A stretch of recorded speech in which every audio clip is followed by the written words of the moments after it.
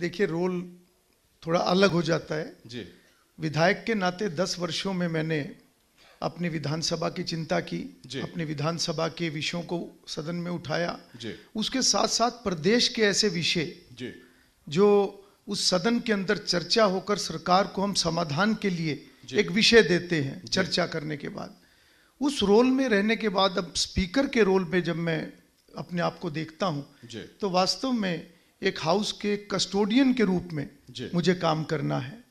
Speaker की जिम्मेवारी है कि हाउस की प्रोसीडिंग्स वो सुचारू रूप से चलें और जहां तक सदस्यों की बात है वास्तव में वो तराजू बिल्कुल संतुलित होना चाहिए। ये स्पीकर की जिम्मेवारी है और मेरा प्रयास भी रहेगा कि सत्ता पक्ष हो या विपक्ष हो, अगर हम सदन को महान सदन बोलते हैं तो वो सदन महान तभी बनेगा जब हम संवैधानिक मूल्यों के ऊपर अपने आप को रखकर आगे बढ़ेंगे और उसके अंदर जो सदस्य है वो चाहे सत्ता पक्ष का है या विपक्ष का है उससे फर्क नहीं पड़ता।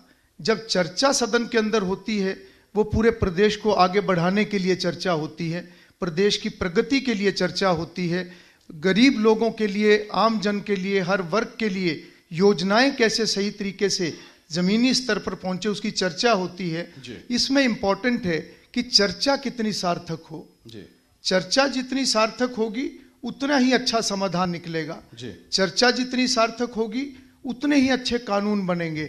और मैं समझता हूं कि ये जिम्मेवारी स्पीकर के नाते मेरी भी है और ये जिम्मेवारी हर विधानसभा के सदस्य की है कि वो अपने प्रदेश की प्रगति को ध्यान में रखते हुए अपने प्रदेश को आगे बढ़ाने की दृष्टि से सदन के अंदर अपना आचरण रखें, अपनी गंभीरता रखें और विषय को सार्थक चर्चा के माध्यम से एक समाधान सरकार को दें जिसके ऊपर सरकार काम करे और लोगों की समस्याएं हल हों।